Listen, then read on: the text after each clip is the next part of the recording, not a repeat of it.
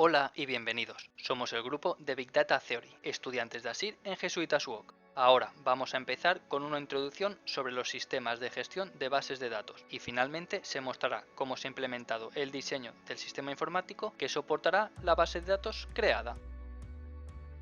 Según el estándar ANSI X3 Spark existen tres niveles y resultan útiles para separar los programas de aplicación de la base de datos desde el punto de vista físico. El nivel externo es la visión lógica que tienen los usuarios de la base de datos que la utilizan. Solo se incluirán los atributos o entidades que interese mostrar. El nivel conceptual describe tipos de entidades, atributos, interrelaciones, restricciones o reglas de integridad. Y finalmente el nivel físico es la visión interna de la base de datos y contiene la descripción de la organización física de la base de datos. Jerárquica. Los datos se organizan en forma de árbol invertido, con un nodo padre que puede tener varios hijos. Son útiles para aplicaciones que utilicen un gran volumen de información. La de red, a diferencia de la anterior, en este modelo se permite que un mismo nodo tenga varios padres. Y las relacionales es el más utilizado actualmente, basado en la lógica de predicado y en la teoría de conjuntos.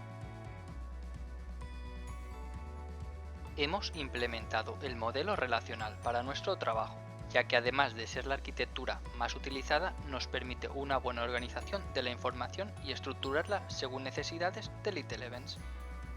Es un modelo que tiene en cuenta tres aspectos fundamentales. Su estructura nos permite representar la información que necesitamos.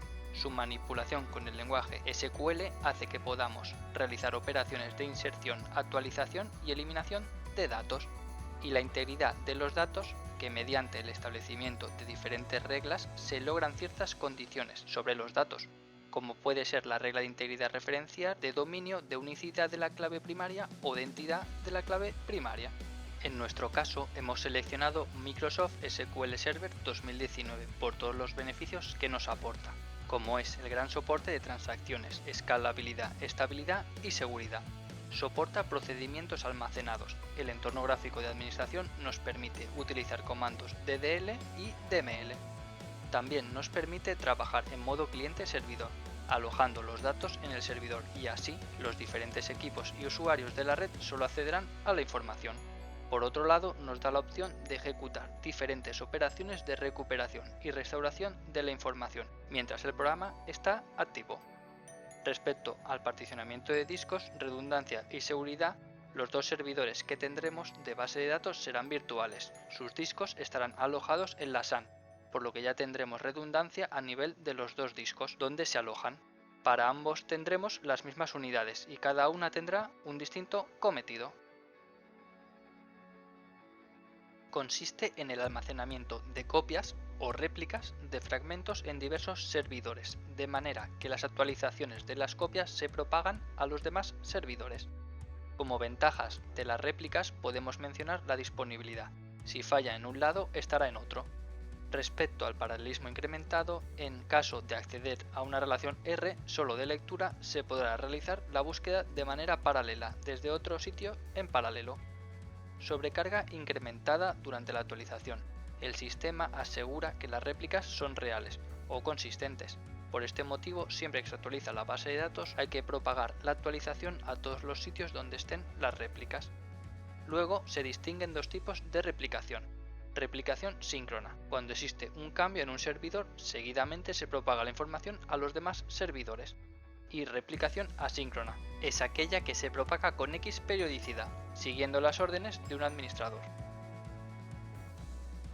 La previsión de crecimiento de los discos de almacenamiento de las bases de datos serán de un 25% mensual el primer año, pasando a ser de un 25% anual en los años venideros, mientras que las necesidades de más memoria RAM se incrementarán únicamente en un 15% anual.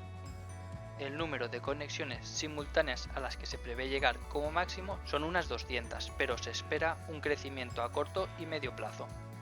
Además, se diseñará e implantará una única base de datos que se alimente del resto de bases de datos desde un único portal web. Tenemos una unidad en el servidor dedicada a conservar las copias de las bases de datos. Estas copias serán automáticas y programadas para que no requieran ningún esfuerzo para los administradores. En la siguiente tabla se recoge la programación diaria de las copias que se realizan a nivel de base de datos. Además de estas copias, a la unidad de backup o restore se incorporarán los servidores a la programación de copias de seguridad de todos los servidores que se realizan en cinta. De esta forma tendremos diariamente una copia diaria incremental de los servidores a las 23 horas y una copia semanalmente que se ejecuta los domingos a la misma hora. Con ambas máquinas virtuales en paralelo se comprueba que están en el dominio ambos servidores, el clúster de conmutación por error y el clúster de la base de datos. Después en discos se revisa que están visibles para los clústeres y listos para ser usados a ser y SCSI. En administración de clústeres de conmutación por error se observa que hay un clúster en el dominio de Little Events. Luego, en roles está correctamente instalado el Microsoft SQL Server y corriendo al mostrarse en ejecución. Haciendo clic se puede ver un resumen de su información y en recursos donde se almacena el nombre de su servidor, otros recursos y roles, estando todo en línea en ambos nodos. En nodos aparecen por su nombre y en estado activo. En la parte de almacenamiento, los 5 discos están nombrados con su respectiva función en el clúster y se puede mover de un nodo a otro si así se desea.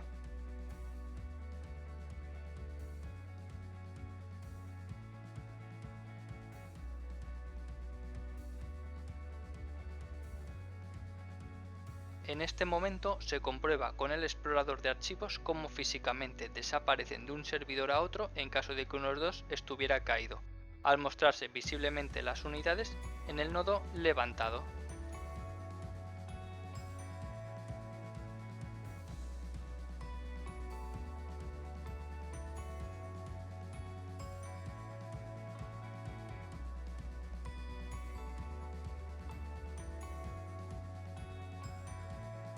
Ahora se accede al SQL Server Management Studio, o también conocido como SSMS. Estando en sendos servidores en clúster, nos conectamos a la misma base de datos creada para el ejercicio. Como se ve, están creadas las bases de datos de CRM, facturación, productos y catálogos, y trabajadores y nóminas. Se abren para ver su contenido y en CRM accedemos a Security para ver los usuarios y grupos de usuarios añadidos a esta base de datos en particular. Se examina el grupo de gerencia haciendo clic en propiedades, donde en membresía se ven los roles aceptados para este grupo de usuarios, el cual solo tiene permisos de lectura y escritura. Ahora se chequea el grupo de TIC al cual pertenecemos nosotros. Se ve que nuestros permisos son como Security Admin. Por último, se elimina al usuario cliente para comprobar que desaparece de la base de datos y al actualizar el nodo contrario se observa que ya no está.